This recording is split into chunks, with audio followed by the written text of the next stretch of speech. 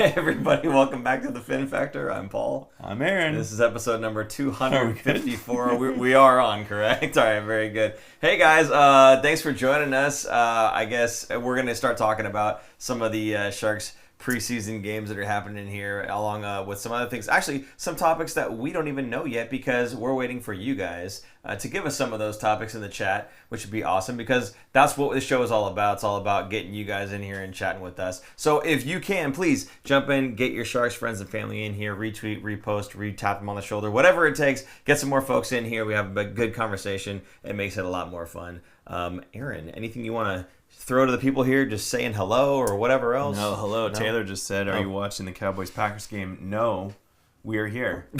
So no. Why would I be watching? Sunday Night Football. Okay. Right? I get it. And I'm looking, I'm like, oh, wow, yeah. It is in overtime 40-37. Oh, wow. Looks like Dallas won. Is that right? Is that what's going on? I don't know. But, yeah. We're here for a Shark Show. I tell my wife, you have no idea how lucky you are and how good you have it, because the only thing I watch is hockey, and frankly, it's just Sharks hockey. I don't care about the other sports. They're not interesting. They're not fun. They're too slow, and they're stupid. I'm sorry. Wow. That's how it is. Wow. Deal with it. Okay, anyway. So, we are here to talk some Sharks hockey. Aaron, the Sharks had a couple preseason games, both against the Vegas Golden Knights. The first one went fairly well. The second one, not so hot. First game here, the Sharks win 3-0. Again, this wasn't exactly the powerhouse Vegas team that you're going to see in the season. It is kind of their, as you put it, B squad, if you will. Or maybe even C squad. Okay. Like a lot of these guys are just, they don't really, Vegas doesn't have a lot of prospects. At least, like, think of the Sharks about 10 years ago. They had almost nobody in the pipeline because they've been such a high-end team. So Vegas Golden Knights, and they also trade away a lot of their prospects for current players. Right. So their prospects are pretty weak. So the first game, they win 3-0. Nedeljkovic is playing and gets a shutout, which is great. He actually had quite a really good save. It was a complete breakaway. Nice. In I think at this point it was already 2-0. So to preserve that shutout, the third goal was an empty netter. So the game was a lot closer than 3-0 sounds. It shouldn't have been this close, right? Like, the Sharks had more of their top guys. Right. Not all of them. They weren't all in there. Celebrini still hasn't played yet. Yeah. But they had a decent amount of talent in there, especially compared to Vegas. You look at Vegas' team, and there's Howden, like the names that I recognize from their actual roster. Yeah. Howden, maybe Holtz. That's just the forwards. On the back end, Magna, former Shark. Yeah. And then they had both goalies. They split them. Lindbaum and Vikman. Neither of these guys are in the NHL. Sure. So it was a very, very early on. Obviously, the very first preseason game. Yeah. Compared to the Sharks, the actual probably Sharks roster here, Kirashev, Misa, Smith. I'm not going to say Musty. I don't think that's on their graph. Toffoli, but seriously, you can't say like Musty and Graff. These are guys that could be on that roster. Right. It's not like they're definitely in the AHL. No. Right. But they're fighting for a spot. That's what I'm saying. Yeah. The guys you're naming off on the Sharks roster could actually be NHLers. The ones you just talked about with Vegas, they got their team locked in. Yes. Right? Exactly. It's not going to be any of these guys. We have a clip of Warsofsky talking exactly about that after the next game, not this game. But yeah.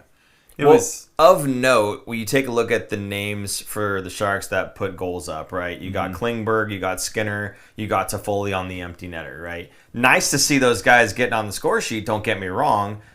But gosh, I was kind of hoping that you'd see some of the younger guys maybe trying to make a statement in this game. Dickinson got 2 assists. Yes, he did. That's pretty good, and one of them was a very nice.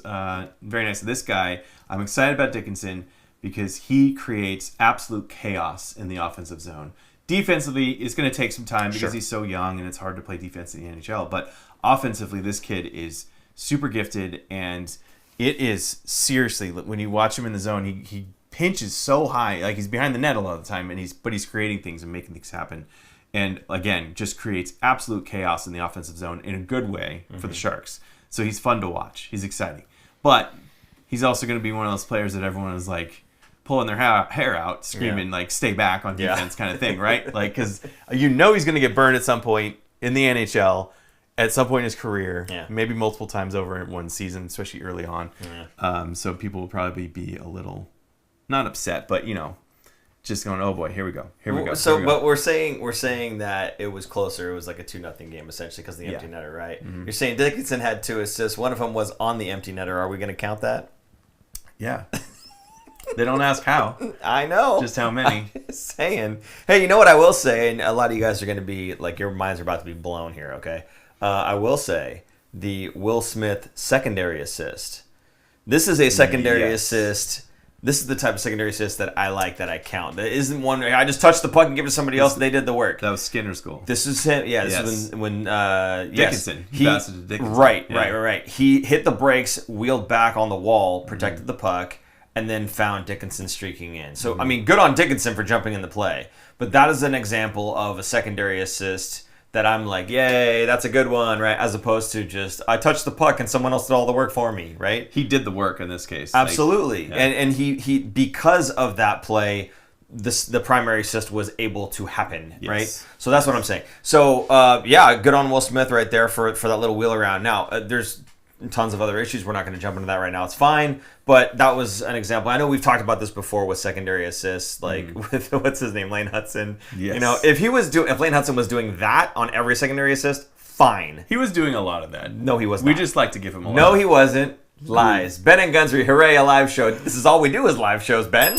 Okay, welcome back, Ben. Nice to have you Well, I here. think he's excited that he made it. Oh, that he made it. Okay, yes. yeah. Well, we're excited to have you here, buddy. Thank you for being here. Aaron, anything else on this game we want to say? Misa. Nedeljkovic. Oh, Misa, yeah. Yeah. Well, you already said Nedeljkovic got the shutout. Yeah, it's good to see him. Yeah. And he had a strong game, and I think I put this note in there later about it's a very stark contrast to what we've been seeing for Sharks goalies because both Nedeljkovic and Askarov play the puck a lot behind the net. Yeah. So they come out, again, another player that everyone's going to be pulling their hair out to say stay in the net because they're going to be going and making passes from behind. But they are very good at it. Yeah. And we're going to see better breakouts because of it.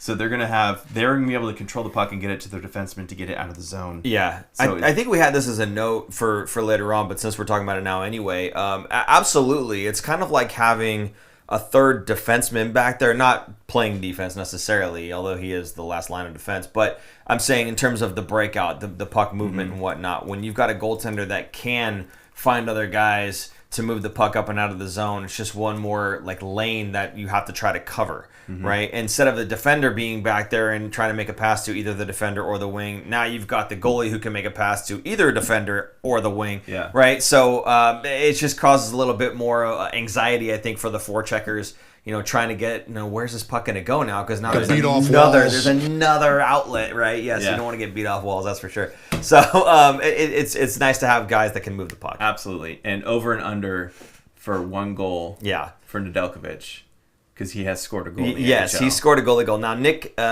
reached out to me on this one Yes. and asked about it. He reached out to you too? Yes. Okay. So he's asking the over-under 1.5 is what he said. I said, right. I don't think 1.5 because essentially what he's getting at 2 is goals or more. What if each of them scored a goalie goal? And I said, that would be fantastic. It's never happened in NHL history that 2 goalie goals from the same team by different goalies, right? Yeah. So that would be amazing, but let's not get too far ahead of ourselves here. They're good puck movers. I don't know how accurate they are getting it all the way down the ice, number one. Number two, are the Sharks going to be in a position in enough games that the other team's going to have to pull their goalie near the end? Last year they had 21 wins, right? So that was about 21 possibilities for an empty netter, assuming they were close games.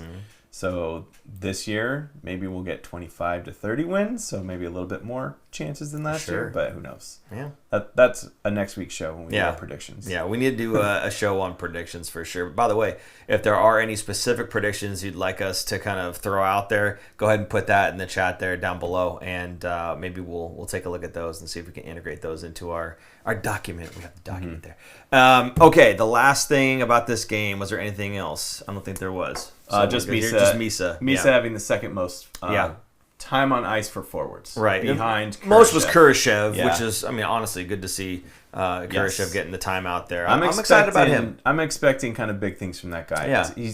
Last year was atrocious for him. The year before that, when he played with Bedard, rookie's Bedard season. Yeah. Bedard's rookie season. There you go. The rookie's Bedard season. I think he was at 50. I can hide this, It's starting way too early. I think he was over 50 points, so I'm expecting him to get to that 40 to 50 point season again this year. Well, to see him play. He was alongside Bedard, that's great, but when you're alongside a better player like Celebrini, you should do a little bit better. But even if he's not with Celebrini, he's possibly with Smith. Like, sure. There's more talent than what Chicago had, so he's not going to be stuck on a third and fourth line when he's not producing because he doesn't have line mates that's going to help him be better. Correct me if I'm wrong. Wasn't he put at center though, Khrushchev? I don't know. It was either Khrushchev or Godet. Sharks or back in for the Sharks. For the Sharks, in like the lines that they were doing in practices and whatnot. I'm pretty sure Khrushchev. Yeah. Guys, let me know actually in the chat. I'm pretty sure he got some centerman time. I could be wrong. It might be Godet. I'm thinking of. I might be mixing them up. Yeah, I think Godet was center. Okay. Yeah. Well, I think both. Yeah, I think he could play both regardless. Yes. Khrushchev can, which is also nice. You know, you got a guy that if he gets kicked out of the dot and somebody who can take a face off. Good for him. And Michael Misa, I think his face-off percentage was 37% in one of these games. Yeah. So you might need a guy. You know. Ludovic Sanchez asked, "Do you think Misa or Wenberg will start for the 2C job?" I think it'll be Misa. I think they're going to keep Wenberg on the third line. I don't know. I really don't know. That's a tough one. I think for stability right out of the gate, I think you start with Wenberg. But if you're just shooting for the moon, fine, play Misa and just say, hey, man, we're going to throw you to the Wolves, and that's where you belong. Okay, great. Otherwise, Misa did play wing prior to playing his natural position at center in his draft year. So it's not like he's unfamiliar with playing as a wing. And yes, it'd be nice eventually have him play at center. But hey, look at Will Smith right now. Same thing, right? He was supposed to be a center, and they even said we're going to have him play at center. And guess what happened now? He's going to be back on the wing. So we posted that clip from the last show that we had 2 weeks ago about Will Smith talking with Mike Greer. I think it was Mike Greer that said that we're going to put him back in his natural position center. That was back in April, and that was also before they drafted Visa. So I don't think they even knew at that point what the Islanders were going to do if they were going to take. Was it Schaefer? Is that the defenseman? They also didn't even know where they were picking yet because they hadn't done the draft lottery. I don't think. I could be wrong.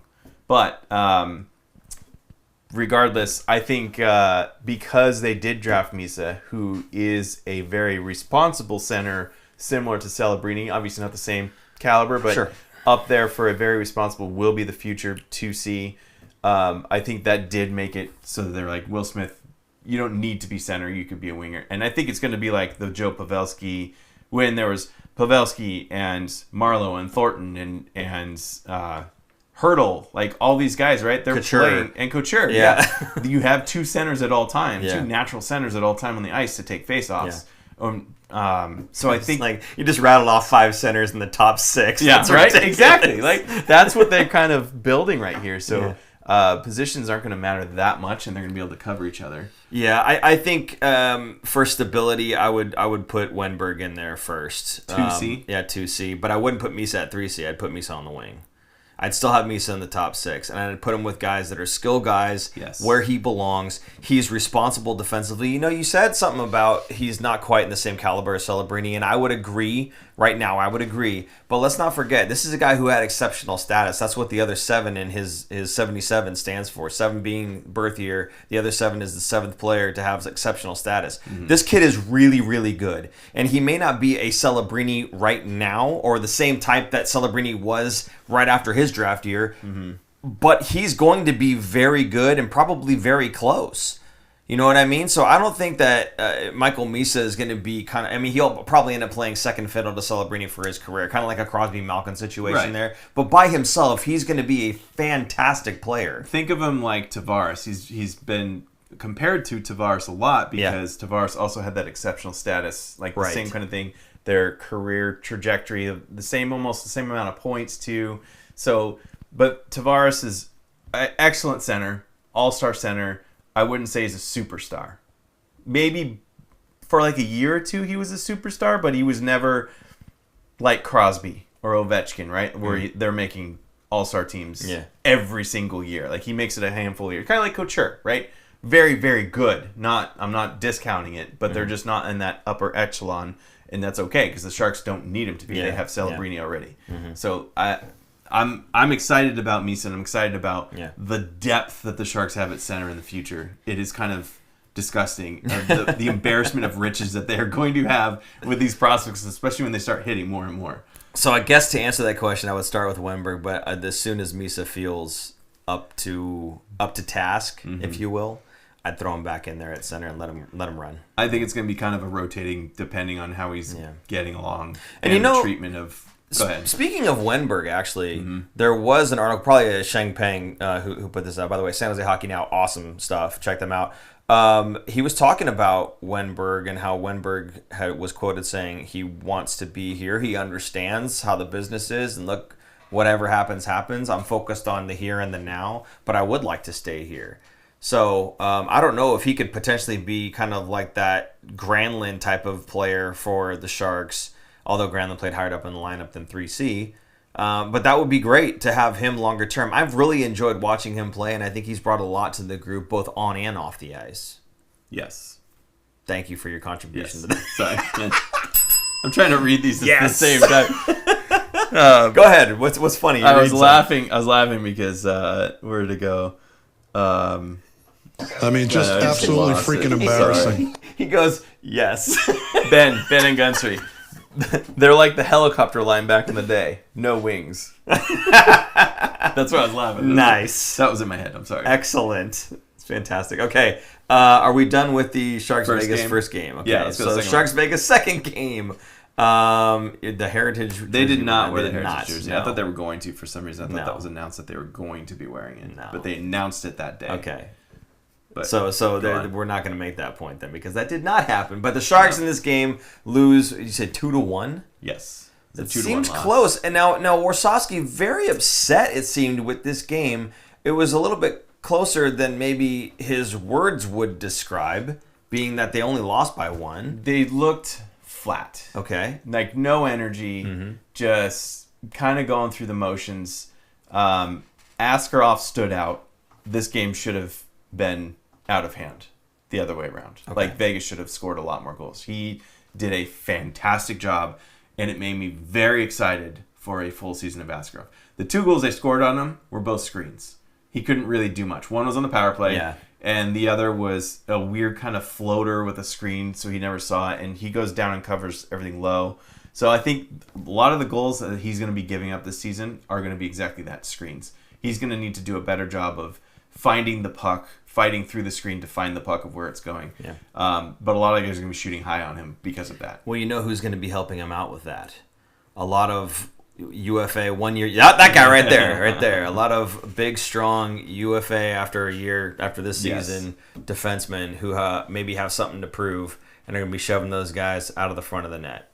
On top of maybe some younger guys, well, at least one, who also has maybe something to prove about playing in the NHL. So maybe a Sam Dickinson gets in there and wheelbarrows a guy out of the way. We do have a clip here of Warsofsky talking about the question was kind of, is there a disconnect from the roster not being solidified because it's kind of a rotation of players with training camp?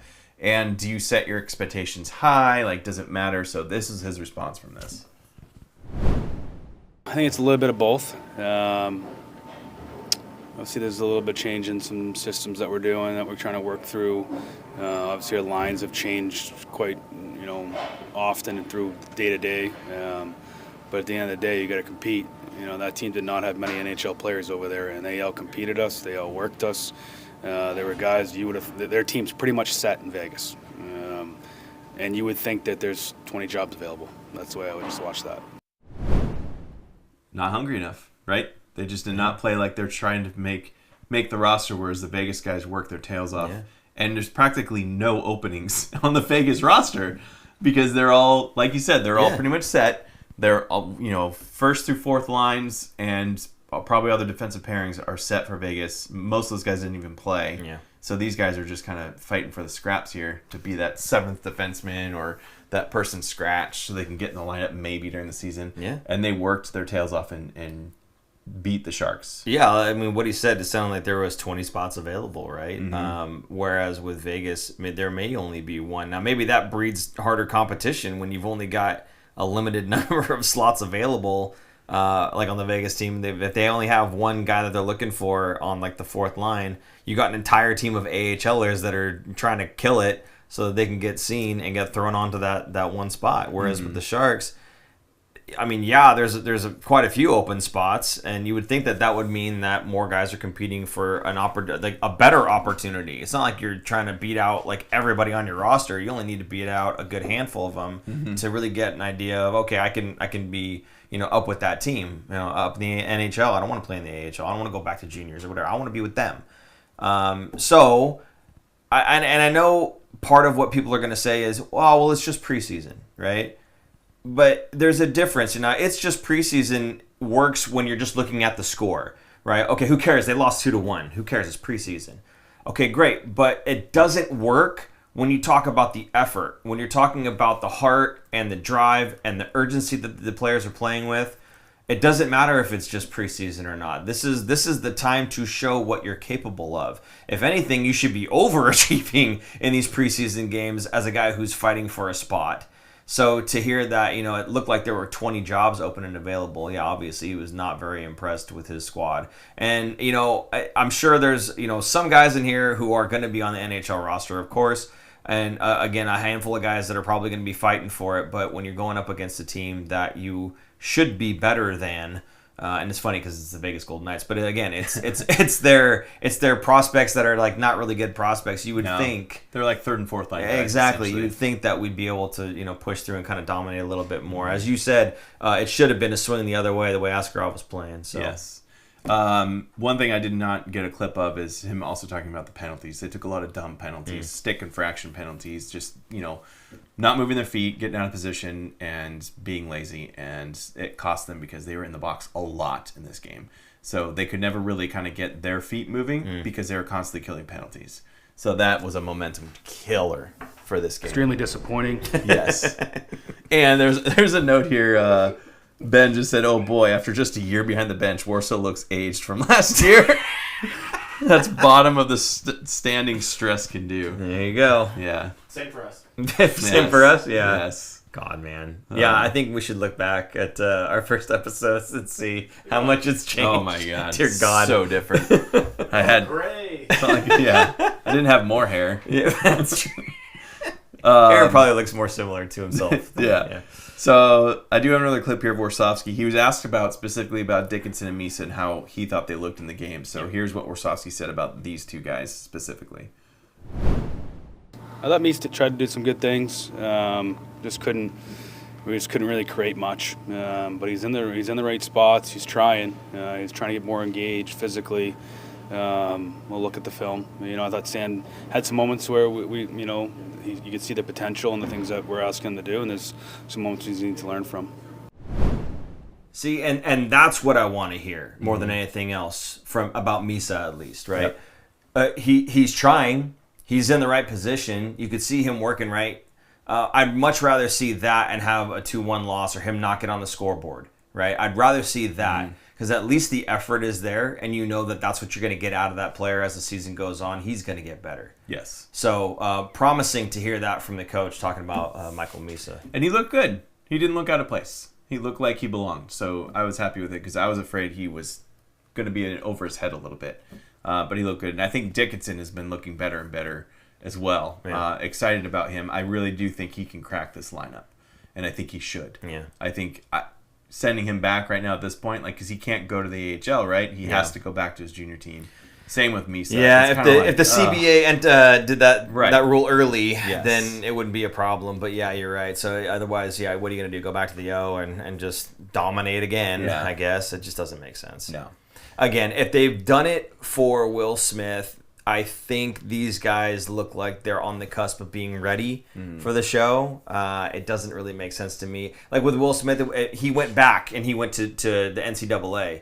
NCAA is a little bit stronger than the OHL. So it makes a little bit more sense. You're playing older, bigger people. Right. So I'm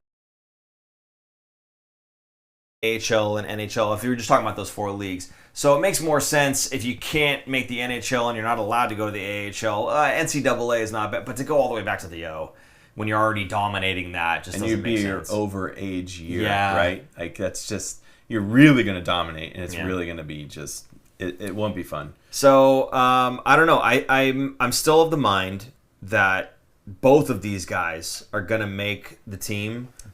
I would honestly be a little surprised if they didn't at this point. Yes. I think Greer made it very clear, if they force our hand, we'll do it. And I remember watching Dickinson in like the rookie face-off, in the little scrimmages that they've had, right? My God, I was panicky because this guy, again, he's the cowboy. He just jumps into play. He's behind the opposing team's net. Not even just strike and then come back. It's strike and hang out for a little while. Talk to the goalie, see what he had for dinner. What his dinner plans are. Maybe we can make some. Creates chaos, because how do you mark him? Exactly. Right? But who's supposed to take him? You also have to be defensively responsible. Right. And that was, to me, was like, dude, knock it off. Just knock it off. Play the game.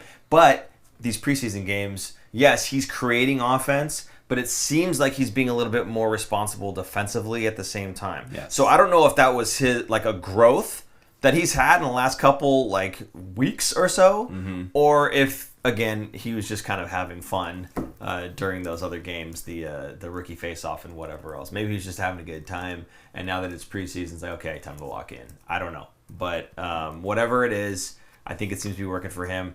I would love to see him on this roster. I would love to see Misa on this roster. Again, for me, the biggest problem is we already have so many guys on the NHL roster that we cannot move to the AHL. Right. So we're going to have to move somebody to get these guys on the roster. And that maybe is a discussion for another time. We'll see more cuts as the weeks go on, or this week, I guess, goes on.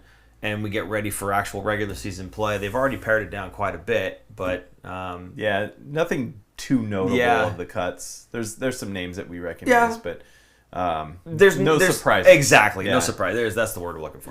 Real quick, Musty's efforts I thought were noticeably better than a year ago. I think he off the puck efforts. He's trying. He's getting on his horse. He's trying to get in a position instead of what he was doing last year, where he's not moving his skates, taking a lot of stick infractions. He still kind of is, but again, a power forward that's going to take his time to get really up to NHL ready, but he is making strides to getting there. I don't think he's going to make the lineup.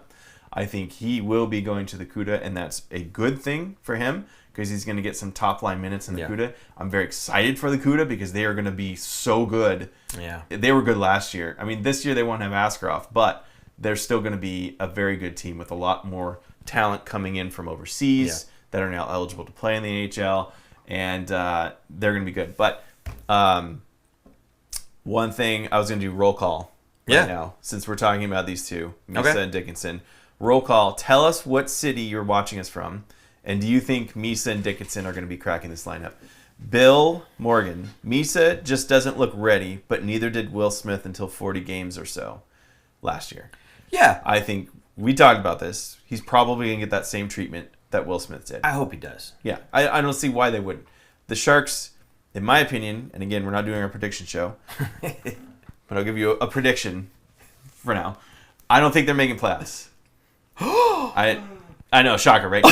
But my point is, why not play the kid, get that first year out of the way? He's going to, you do the same thing you do Will Smith. You kind of, what do you call it? Kind of regulate his game, the games that he's playing, because he's going to need some rest. Because again, these kids have not played more than 60 games. They're not going to be able, I would say he would probably get 75 games in. 75 of the 82, maybe 70, 75 around that range. That's great. We talked about this before. The threshold of guys when they hit their stride is around 200 games. You're knocking out 70 games now. You come into next year. Next year he knows what to expect for a full season versus kind of, wide-eyed, bushy-eyed, holy cow, we're going at this at the NHL in their first year. Now you know what to expect. He's getting better. By that third season, he's hitting his stride. He's no longer working on things in the summer. I mean, sure, he's working on things, but you're not focusing on things. You're now focusing on getting stronger and putting on a little bit more weight so that you can have the endurance to play 82 games. So why not have him on the team this year and do that same treatment? Because the Sharks are not going to be going anywhere far this year. But in 2 years, in 3 years, that's going to serve them well. Serve him well. Misa, his what do you call it? Production. His...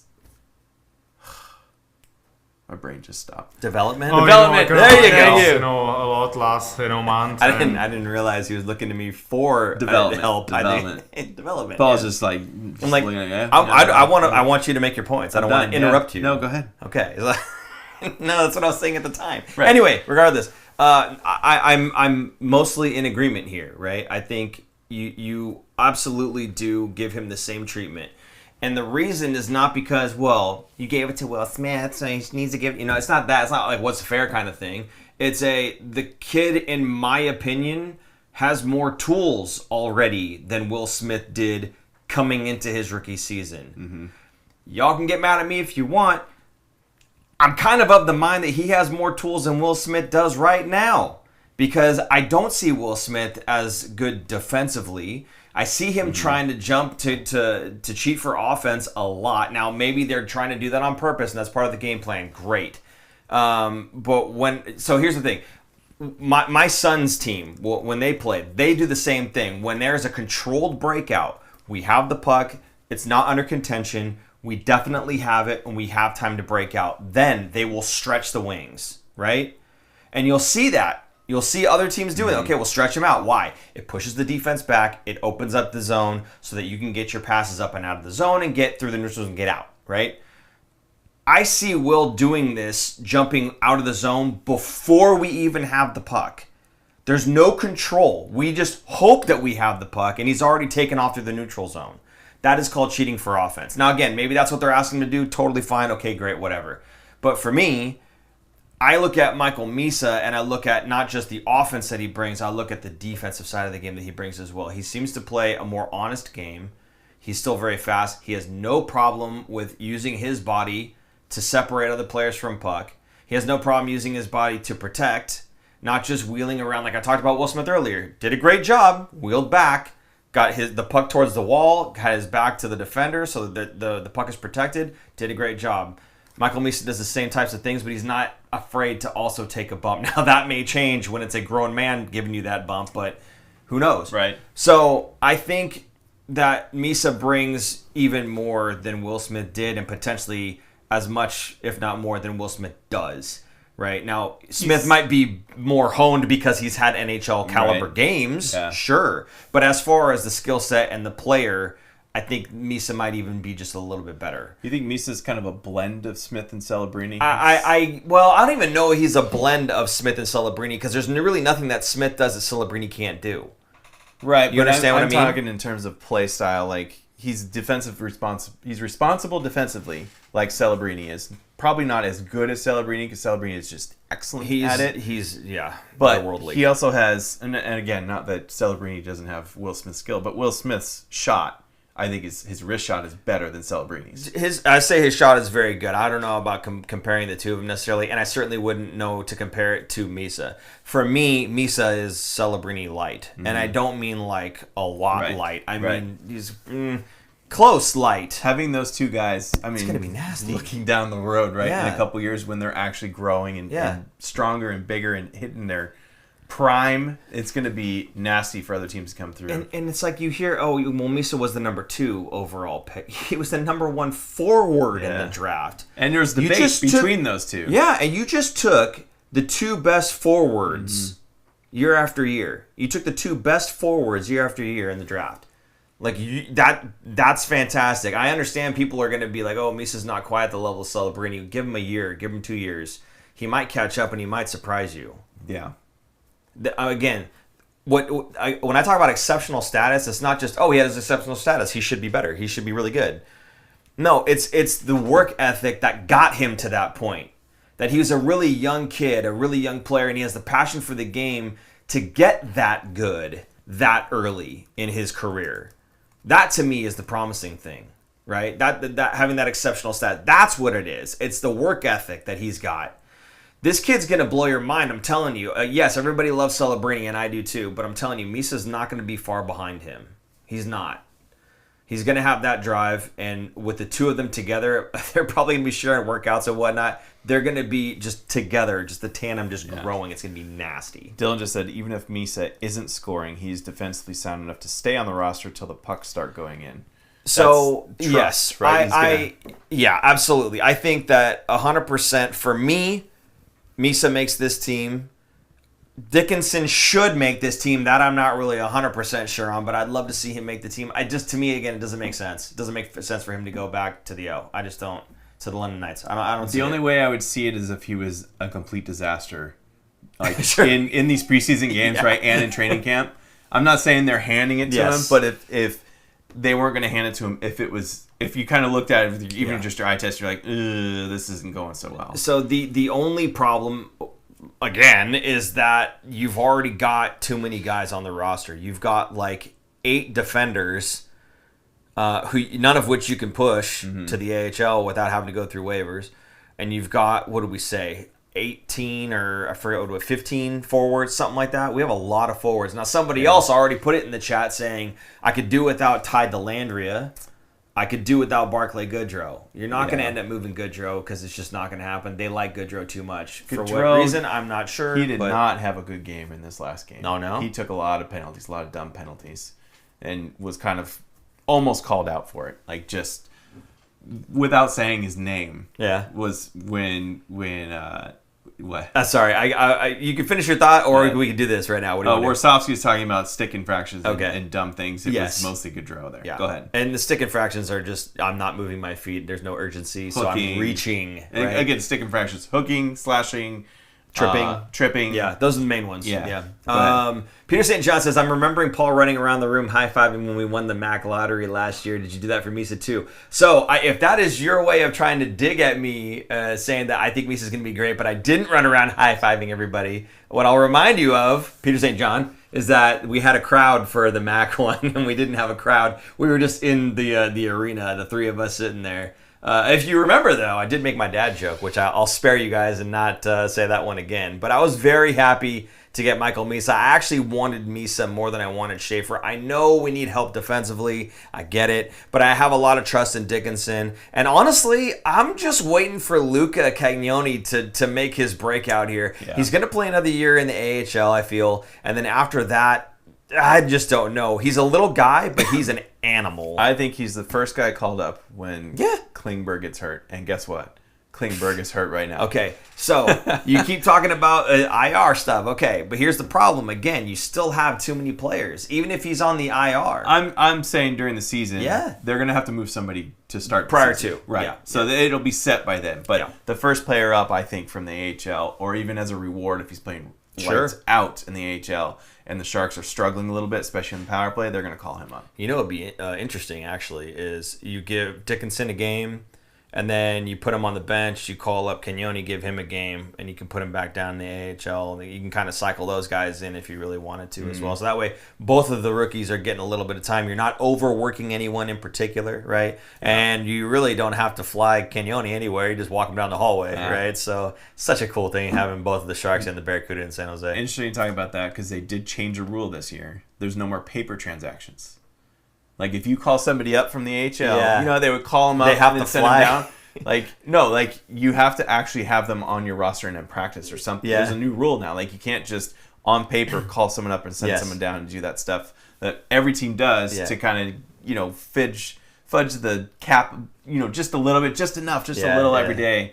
They're no longer allowed to do that. I thought part of the rule was they had to physically be there.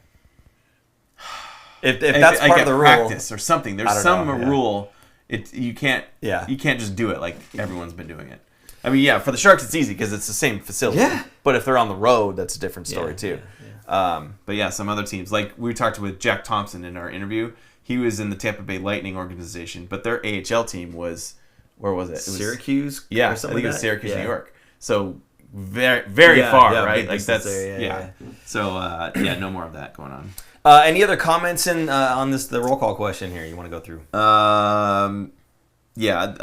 Wickedly Charming I could do without Grunstrom. They're talking about players that could probably be gone. And these are some of the players that could be traded to other teams. And I was actually going to talk about this. Who just got a knee injury, right? Yeah. Alexander Barkov in Florida I think it was practice. It was. He got kind of tangled up with someone and they kind of an awkward fall and his knee Honestly, buckles. I mean, I didn't watch it 1,000 times, but like the one time I did see it, it didn't even look like he got tangled up. It looked like he was just skating towards the guy and then just went and fell down. Like he had his legs kind of spread wide, and the guy fell on him sideways, and it just bent. He tore his ACL and his MCL. He just fell. I didn't see anybody get on top of him or anything even. But it went pop. So he's already under the knife, already had surgery, and is done. And he's most likely done for the year. Might be back for playoffs. Who knows? Just like Stone. But this is a real injury. This is not right. It's not a fake one. But no, they're like, hey, Barky, just fall down and practice real quick, will you, please? No, but telling them to. Who's a good second line, third line center? Stop it. Who is in their final year of their contract? Who could possibly be moved? I just got done saying I liked him. I'm not saying to do it. I'm saying there's an opportunity here. There is. The problem is Florida doesn't even have a first round pick this year or next year. Yeah. So, do they have a good prospect? Not really, because again, they're at the high end. Their window's open. They're selling everything off, so they don't really have much to give. But there is a need there, and the Sharks have too many players, so something needs to give, right? Yeah. I'm throwing that out there as a possibility of this could happen. Who knows? Because this just happened this week where Barkov got injured, and their season starts in 10 days roughly. So who knows? Just throwing it into the rumor mill. Yeah, thank you for that. So we might be losing Wenberg, according to Aaron, to the Florida Panthers. I mean, would that suck for Wenberg? No, it definitely would not suck for Wenberg. He's not only going to a good team, but a team that is absolutely going to need him, and he's going to get top line minutes. Get ice time. Yeah. On a good team, so. I mean, they already got Sturmy. What else did he need? You got Sturmy, bud. Come on. That's their fourth line center. It's enough out of you.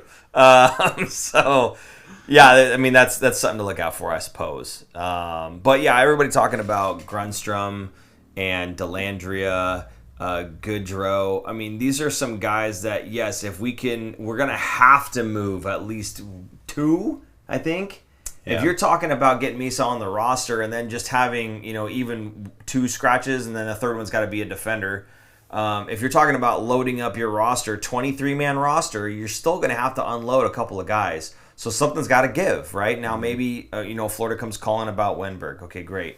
But even then, you've got other guys that you've got to move. Somebody's got to go somewhere. Oh, you want Wenberg? Goodrow's got to go. Yeah, you gotta take this. Take Wenberg and take Goodrow with them, and then whatever. Yeah, after that. So I mean, maybe there has to be a package deal of some sort going one direction, or I don't know. That's why it hasn't happened yet. It could be. Yeah, who knows?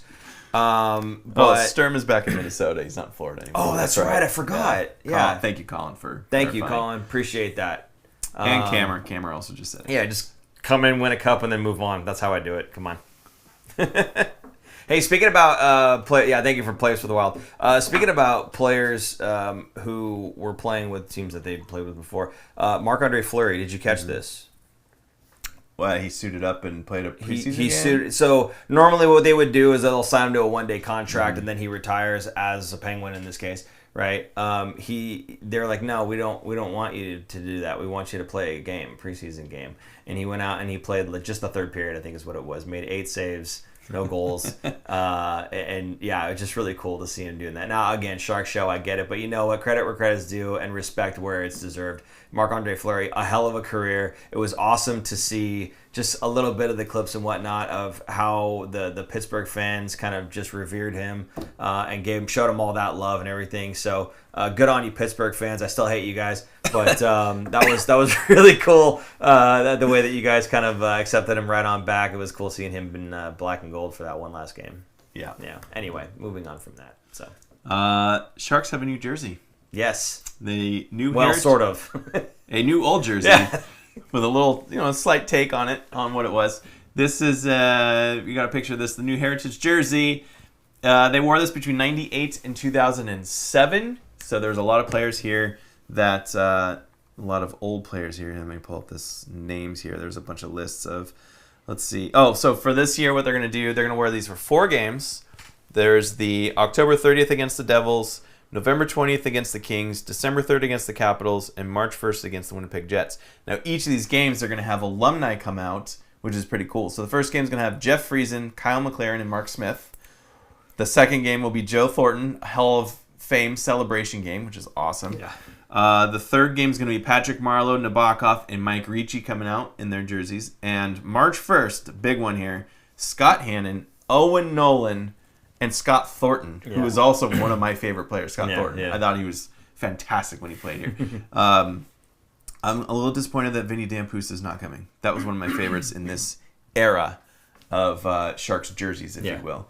But Owen Nolan, classic. Like that's when I see that jersey, that's what I think of actually is first. Is Owen Nolan. Yeah. Who do you think of? I think Owen Nolan, as I have that jersey of signed. That one? Yeah, that one. Yeah. I think it's a white one. I'm pretty sure. Yeah, my dad got it a long time ago or whatever it was. So yeah. I have the Marco Sturm jersey. Oh yeah. And I got it right before he got traded for Joe Thornton. That wasn't from Korea, was it? No, that was a real one. But I got it right before he got traded, and he was number 19. So I feel weird wearing a 19 Sturm jersey, not a 19 Thornton jersey. Hey man, he's the OG fan here, right? Yeah, but I had to stop wearing it at the time. I was like, this is weird.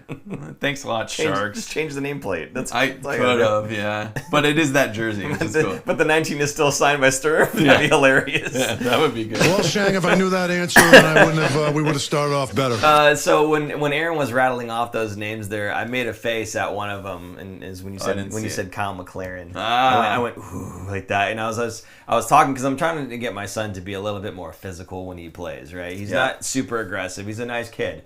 And that's part of the problem. I need him to not be a nice kid when he's on the ice. But he was like, okay, well, I'm like, why don't I show you some clips of, I don't want you doing this because it's 12 of you, but some clips of like guys, body checking and hitting and then whatever else. And so he looked up, big body checks or whatever. And then I'm like, do you probably see one with Kyle McLaren? And you'll see a guy in a Sharks jersey with like a yellow visor. And that's Kyle McLaren. And sure enough, on this random YouTube video of biggest hits, here's Kyle McLaren. And I'm like, it's probably going to be a hip check, and the guy's probably going to go flying. Absolutely, hip check, and the dude went flying. Yes. So, yeah, it was just kind of cool. That's why I made that face there, is I just remember Kyle McLaren. He's so good with that hip check. I just remember, you see the winger going into the zone, and McLaren's on the ice. Yeah. The whole crowd knows it's coming. Yeah. And it's like, how does this winger not know? Like, do they not do any scouting on these teams? Because Kyle McLaren just absolutely lights him up. He closes in so quickly that I think it always took him by surprise. Yeah. And then they would just get destroyed. Absolutely destroyed. Yeah, it's great. Yeah, absolutely. So Kyle McLaren, one of the best big hitters that the Sharks have ever had, alongside greats like Douglas Murray, of course. I was going to say, that's the other one I think of for big hits is Douglas Murray. Standing him up the blue line and just destroying people. It's like, with Doug, it wasn't even like, I'm going to skate at you and unload. It's like, you're going to skate towards me, and I'm just going to, like, Andre the Giant you. They bounce off of him. Absolutely. Yeah. And he's just so big and strong, they just go flying. But in any case, so this jersey here, you guys saw the unveiling of it. Is there anything else you wanted to say necessarily about these? I know you said worn between 98 and 2007. This, to me, during that time frame, was absolutely the worst Sharks jersey that they ever had.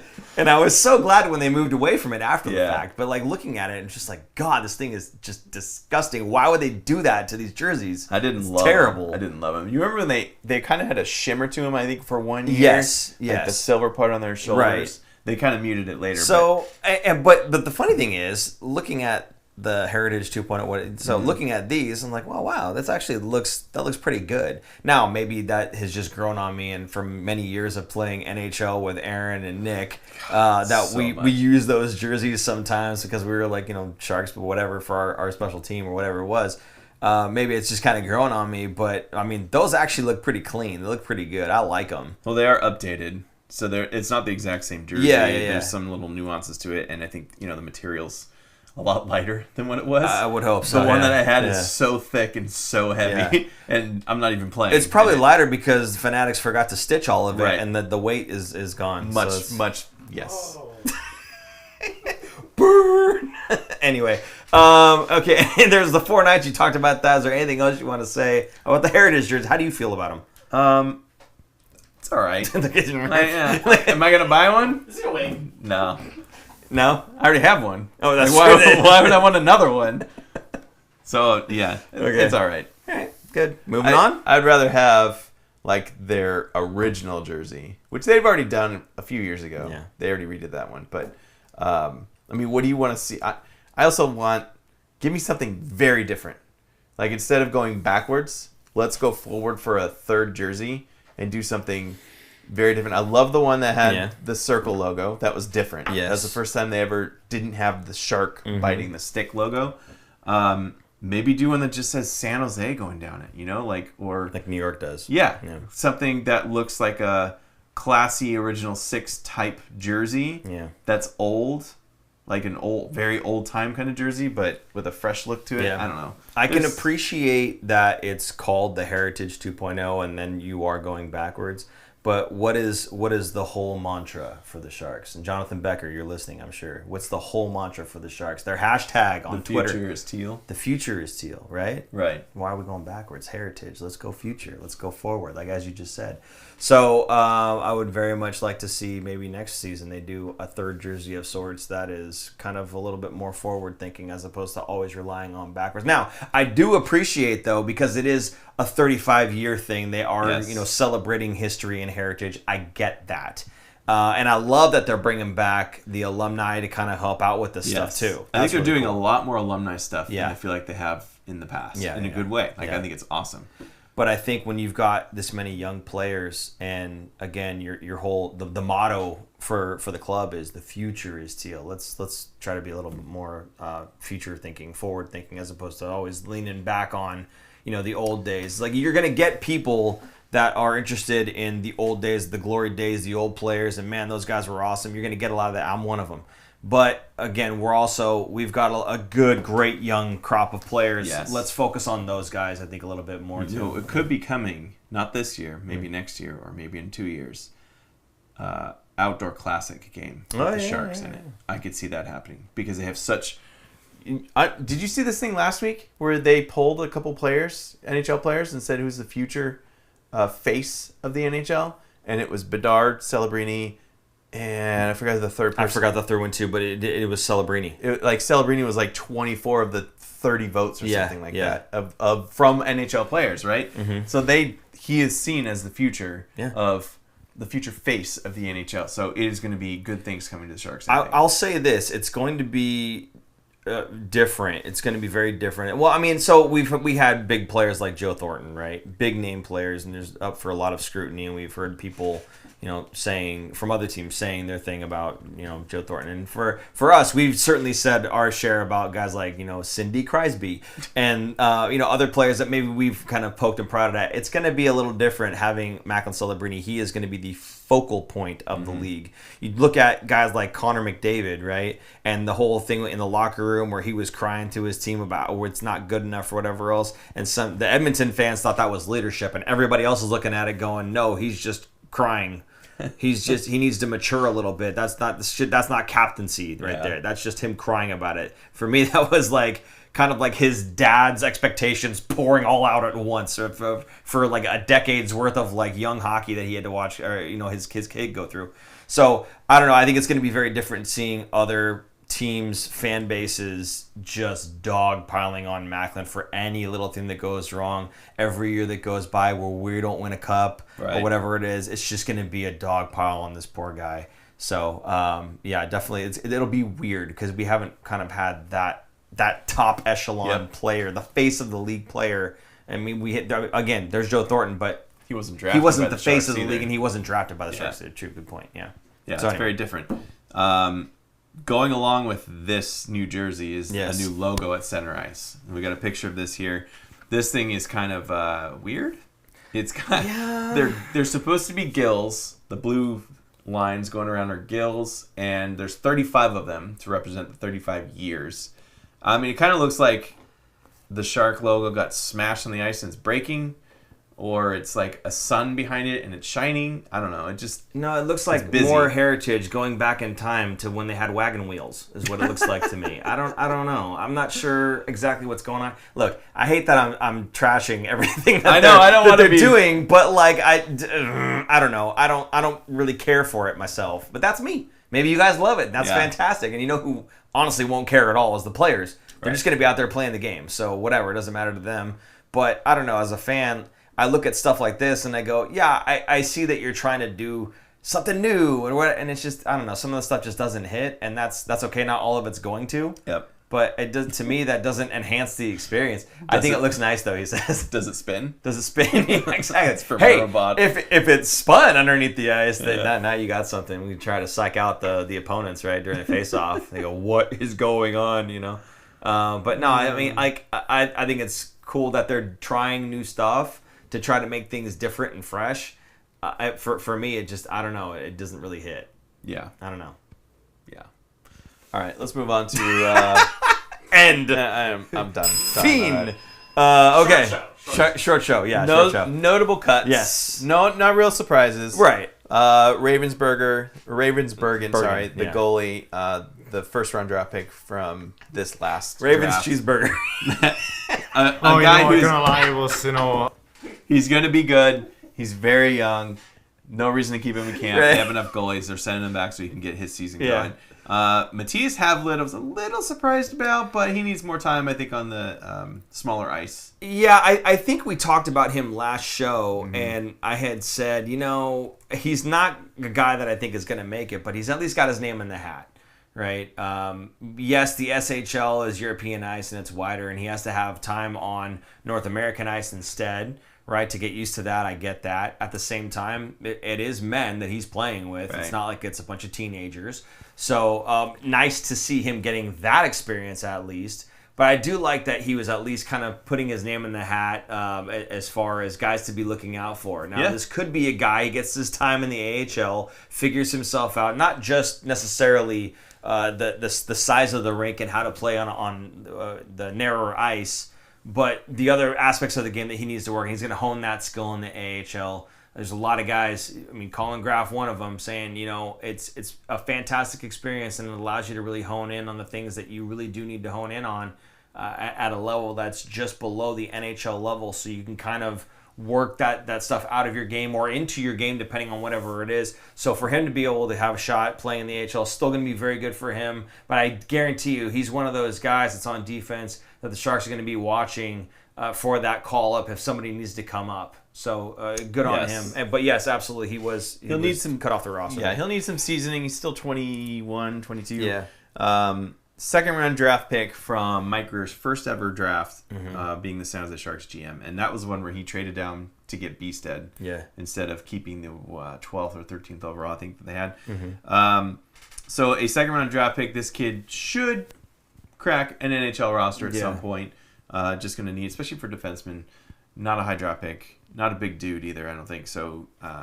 He'll take some time. Yeah, totally fine. It's not like the Sharks are starving for defensemen to come up right now that aren't ready, right? Like, he's going to need to be ready before he gets called up. Yeah, I mean, I think anybody, when you call him up to the NHL, they got to be ready. I mean, again, we talked about Will Smith ad nauseum, but like the first half of the season, he was not ready, right? Yeah. So it worked out in the second half. Good for him. That's awesome. But on the whole, you really shouldn't be bringing guys up when they're not ready. You can probably do more damage, more harm than good getting that experience. That's why when you say, you know, get their first year out of the way, I agree, but I don't. So I don't want them to have more harm done than good. So for Matthias Havlid, good on him, getting some time in the AHL, season yourself there, get your experience there, and then just essentially wait for that call up, because we have 7 defensemen that are on 1-year contracts. Is it 7? Is it 7? There's at least 5 on the starting roster there. 6. 6. Right? Okay. Yeah, so 6. And that's not counting anybody who's off of that roster in the AHL and as well. And Mook McDillon's an RFA. So that's 5 UFAs that can be done. So there's going to be ample opportunity for you to get your shot as soon as the trade deadline. So, again, you impress down at the AHL level. Who knows? You might get your call up. So I'm sure they're going to be moving one of those guys within the month, within a few weeks. They have to. Somebody's got to go. Somebody's got to go, man. Yeah. So in any case, Matthias Havlid, good opportunity there. The other one is Haoshi Wang. Yes. It's not Wang, it's Wong. Yes. I think Shang Peng was the guy that said, you say it how it's not spelled. So to make it clear as mud. So Hao Shi Wang, another guy got cut. Now, again, he's got the tool set. He's got the size. He's got the big stick. It was not a surprise. Yes. He even knew that was going to happen at some point. So, yeah. Yeah, he said, I'm going to go, I'm going to hone my craft elsewhere, and then I'm going to dominate the league that I play in, and I'm going to move up a little bit, dominate that league, and then I'll make the NHL. So, again, a very smart player, a very bright kid, knows his path, knows the work that he needs to put in to get to where he wants to get to, and is willing to not be at the highest level right away. He's willing to put the time in to work his way there. So patient guy. I'm very much looking forward to seeing his progression. Very smart. Yeah. Like listening to him talk, he's very eloquent speaking. Almost like you. Yeah. Almost, so good. So good. His finger's over the button right now. You know he wants to press it. Yeah. Anyway, okay. So any other notable cuts? I know we only had a couple on there, but that I didn't put them all down. Yeah. So that was just kind of the more notable ones. Yeah, I know some other guys that we weren't surprised at, like Van Row your boys. Right. Gently down the stream. So moving on from that, is there anything else here on that? No, good. What else did you want to talk about? We only got a couple more things here. Yeah, the Sharks are updating their game day experience for games. So the arena had a little bit of a glow up. There's a new lighting system. It says it's going to transform game moments like player intros, goals, and post-game celebrations with brilliant effects. So I think it's the lights that shine down onto the ice. They might be doing some more stuff some cool stuff. This is actually a rendition of what they're going to be doing. What's it? The arena renovations. Yeah, but this isn't for another few years. And I don't know if those are going to be... I don't know if that's probably a very early rendering. That's probably not finalized by any means. But they talked about this with us, I think, at the draft party. The walkway, if you ever go to San Pedro Square and you park at that parking lot, there's a kind of a back way you can walk, and I think it's on St. John. I think that's the name of the street. And it goes through underneath 87. There's like a small tunnel, and then you walk through Little Italy, and you're in the back side of the arena. They're going to kind of clean up that street, put a lot more lighting in there, make it a lot safer. Not that it's dangerous, but just more of a highlighted path to get there. Because there's a lot of people that walk through there. I do that one a lot too. So they're making that more of a Sharks walk. Because you can also go down Santa Clara Street, the main street. So there's kind of two ways you can get there coming from downtown. So they're going to fix that up. They're bringing in guests, MCs, to go along with current host Emily Harlan. Mm-hmm. So they're going to have a guest one every once in a while. They're going to have guest DJs at the tank with new playlists and putting fans in the middle of the party. There's going to be a new guest DJ stand.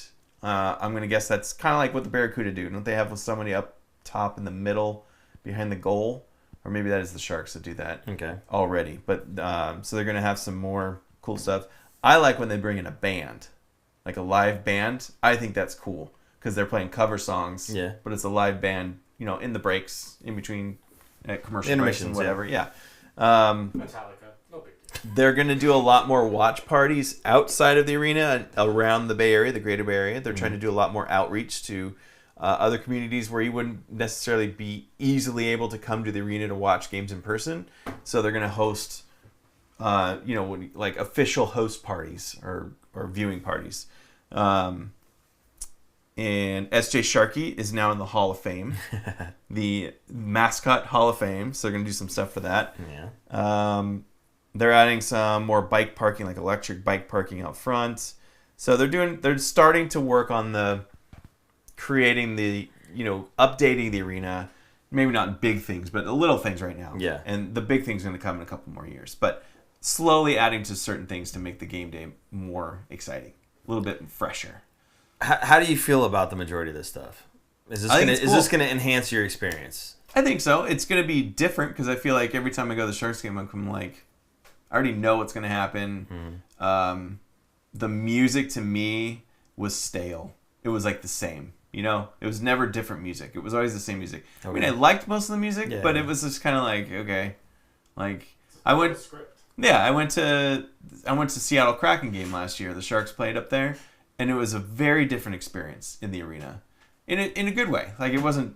I wouldn't say one's better than the other, but it was different, and it was like, wow, this is cool. They do a lot of cool stuff that I would like to see the Sharks do. I wonder if a Kraken fan who had been with them, say 10 years down the road or whatever, if they've been to that many games and then they came over to San Jose, if they would feel the same way though, because they're used to what they're used to, and then they go, oh, this is different out here, right? So I could totally see that being the experience for you, because we've been in San Jose like our entire lives, gone to several games right across decades. Yeah. And yeah, there have been enhancements and whatnot. Like I remember with the LED lighting that they used when they turned the lights on, and it didn't take 20 minutes for it to get to full brightness.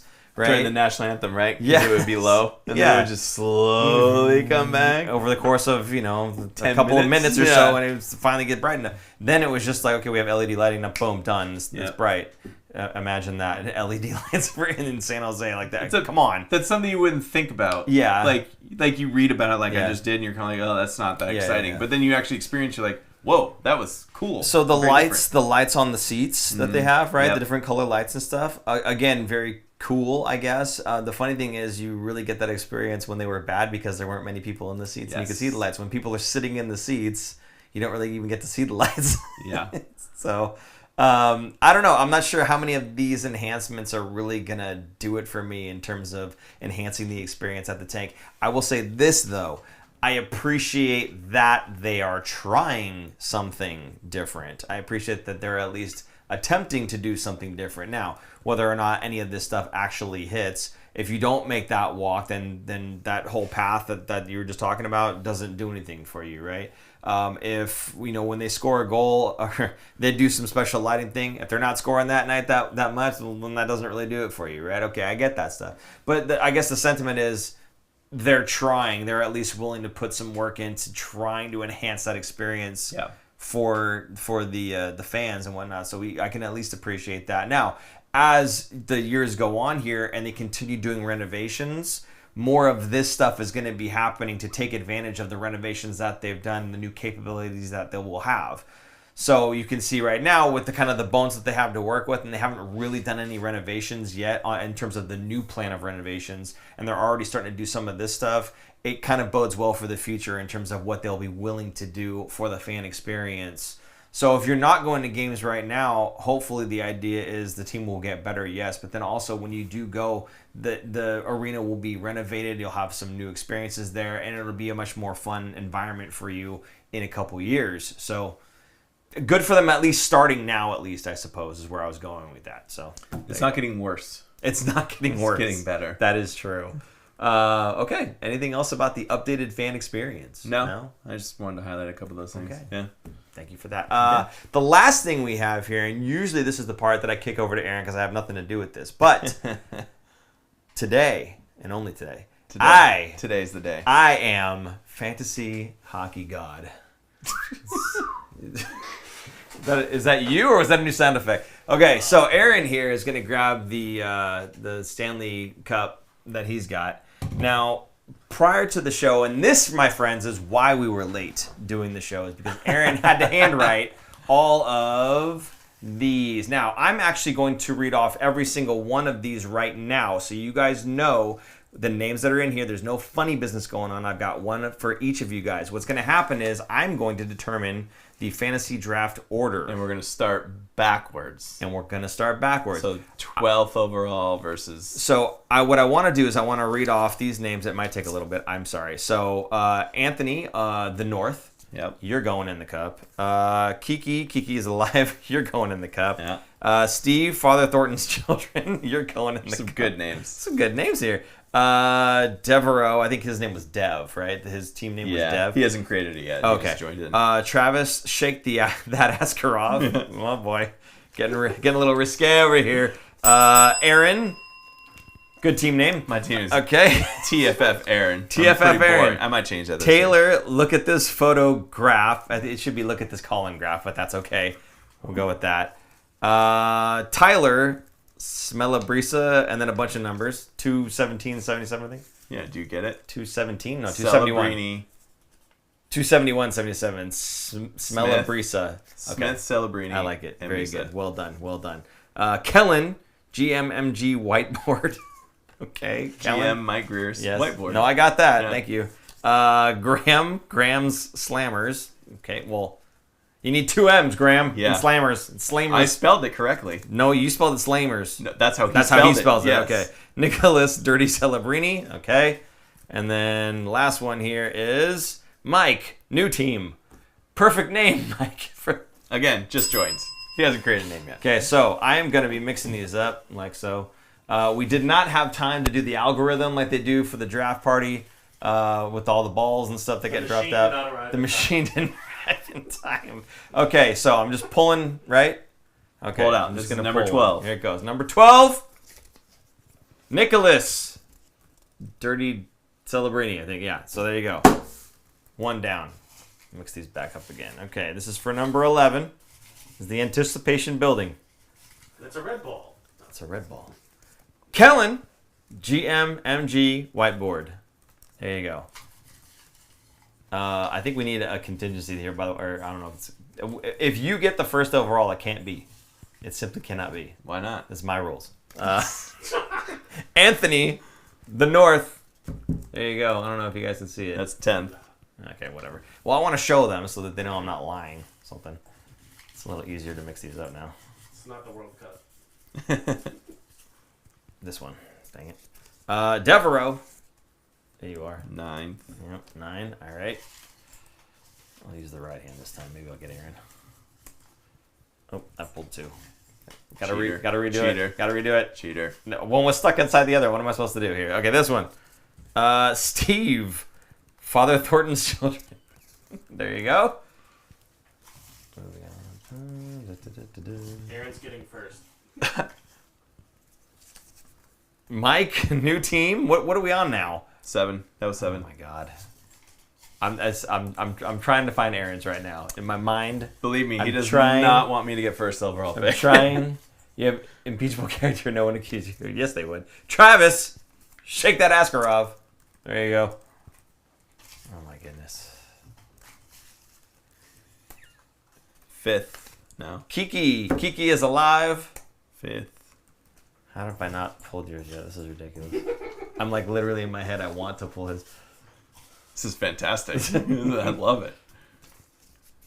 Taylor, look at this photograph. There you go. I'm in the top 3. Let's go. I Let's swear. go. So you know how much Let's flack go. I'm gonna get if I pulled 2 again. They're stuck inside of each other. No, I'm serious. You guys saw it. As soon as I looked down, I saw that I had 2. Roll that tape. Okay, hold on. Let me make sure I only grab 1 here. Tyler, smell a brisa 271.77. Wow. So There you I'm go. either second or first here. Oh, God. This is amazing. Who's the You got to keep it on me. They think there's funny business going on. No, this is live.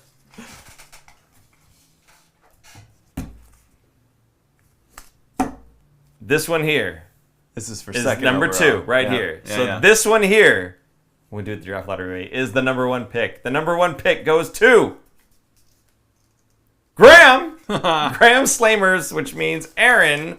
Yep, Aaron. The 2nd overall. There you go. Perfect. Okay. Got it written down. Very good. Guys, you saw it right there. You saw it live. I didn't cheat. Nothing. Yeah, the confetti here. Love it. Love it. So that is for the fantasy league that you guys have going on, the Fin Factor Fantasy League. It is. That is the draft order that Aaron. Well, we just picked it in reverse, Yep. but that's the draft order there. If you guys win, obviously you know how you get your name put up on here. You got Graham on here a couple times. Yep. It is hand stamped by Aaron himself. That's why it's so cockeyed. It looks awful. But it's done with love. It's permanent. So, and it not- is permanent. Can't take it Yes, there you go. Okay. Aaron, anything else about the fantasy thing you wanted to tell the people or whatever else? It was a keeper league, but we switched it to a redraft league because, guys, people keep kind of coming and going, so it makes it easier to pick up new people. So if you are interested next year, I'm sure there might be an opening or 2.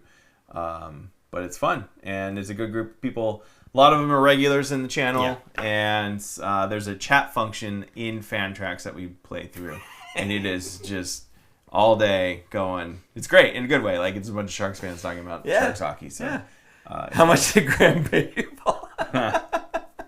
I I wish. Are you kidding me? Hey, speaking of paying us, if you guys would like to donate to the show, you can do that. Support the show. You can do that with the super chat function. You can also do that with Venmo. I think you just put all the stuff on the screen. Don't need to do it again. Oh, there it is. Anyway, so anything you put in the message there or whatever for the super chat or for Venmo, we'll go ahead and say it out on the live stream here or afterwards because the live stream is essentially over now. But otherwise, we would normally do that. You can also go to thefinfactor.com, check out any of the stuff that we have for sale. We have hats, shirts, sweatshirts, and what else did we have? To beat off walls. Water bottles, and we're out of fanny packs. packs. I think we're out of those. Yeah. I don't know. So we also have very special Fin Factor branded toupees, which Aaron's a very favorite of. So check those out, and some of them are there, and some of them I'm lying about. I'm sure you know which ones I'm lying about. So the hoodies are cool. Yeah. You have a hoodie? Do we have one we could show the people? I'm not wearing No? right now. Well, I didn't say come out here. I said, do we have one? It's okay. Don't worry about it. The hoodies are cool. Take his word for it. Okay? Aaron, is there any other second thing you want? Yes, you can also become a member. Yes, you can. And it's different than subscribing. You're actually paying a monthly $1.99. Is that what it is? You are supporting the show on a monthly basis. Yes, and it's fantastic. And you get a little icon or something next to your name when you're writing in the chat. Yeah. So you stand out even more. Custom emojis to use in the Custom chat emojis as well, and they change every month. Yeah. They update into something else. So, And we at some point will figure out something that we can do special for members. I'm sure. As a way of saying thank you guys for supporting us on a monthly basis. So we do appreciate that. Regardless, we appreciate you guys being in the chat, making this show as fun as it is. We enjoy doing this, but it's not quite the same if we're just sitting here doing it with nobody to bounce things off of. We appreciate the things that you guys have to say in there. Sometimes you get a good topic, a good idea, and we get to spitball on it for the next half hour, which super producer Jason loves. Get on with it. Get on with it. Get on with it. Get on with it. Yes. Get on with Get There it on with it. Get on with it. that's my favorite one. I know, it's really good. I love it. All right. That was my joke. That was my good stuff. Okay, guys, again, we appreciate you. Thank you for being here. For super producer Jason, I'm Paul. I'm Aaron. And we will see Get you on guys with- Next week. next week. Wow. Bye. Crashing out. Thanks for tuning in. If you like this episode, check out our other content, especially interviews. You can interact with us directly through social media at The Fin Factor and on Instagram at Fin Factor. And don't forget to join our live streams on YouTube. Visit our website at thefinfactor.com, where you'll find all of our episodes as videos or podcasts. You'll also find our exclusive merchandise